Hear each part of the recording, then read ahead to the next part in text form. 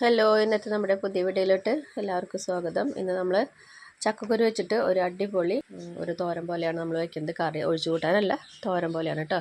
അപ്പോൾ കുറച്ച് ചക്കക്കുരു നന്നാക്കി വെക്കുക. അതുപോലെ തന്നെ പടവലങ്ങ വെച്ചിട്ടാണ് നമ്മൾ ഈ കറി തയ്യാറാക്കുന്നത്. പടവലങ്ങ നന്നാക്കി വെക്കുക കേട്ടോ.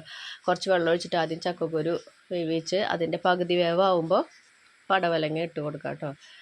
ഇത് രണ്ടും കൂടി ഒന്ന് മൂടി വെച്ച് വേവിച്ചെടുക്കുക. ഒന്ന് വെന്തതിന് ശേഷം മാത്രം ഉപ്പിട്ട് കൊടുത്താൽ മതി കേട്ടോ. പിന്നെ നമുക്കിതിലേക്ക് വേണ്ടത് ഒരു അരപ്പാണ്. അതിലേക്ക് പച്ചമുളക്, ചുവന്നുള്ളി, കുറച്ച് നാളികേരം, പിന്നെ കുറച്ച് മഞ്ഞൾപ്പൊടി കേട്ടോ. ഉപ്പ് പിന്നെ നമ്മൾ ആവശ്യത്തിന് ലാസ്റ്റ് നമ്മൾ ചേർത്ത് കൊടുത്താൽ മതി.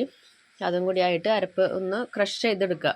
വല്ലാണ്ട് അരച്ച് പേസ്റ്റ് ആക്കണ്ട. ഒന്ന് ക്രഷ് ചെയ്തെടുത്തതിന് ശേഷം നമ്മൾ വേവിച്ച് വെച്ചേക്കണ ഈ ചക്കക്കുരും പടവലങ്ങയ്ക്ക് ഇട്ട് കൊടുക്കുക. ഒന്ന് ഇളക്കി കൊടുത്തതിന് ശേഷം കുറച്ച് വെളിച്ചെണ്ണ ഒഴിക്കുക.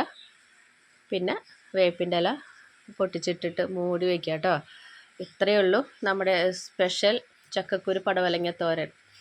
വീഡിയോ ഇഷ്ടപ്പെട്ടെങ്കിൽ ലൈക്ക് ചെയ്യുക, ഷെയർ ചെയ്യുക, കമൻറ്റ് ചെയ്യുക, ഫ്രണ്ട്സിനൊക്കെ ഷെയർ ചെയ്ത് കൊടുക്കുക. അടുത്തൊരു വീഡിയോ വരുന്നവരേക്കും ബൈ ബൈ.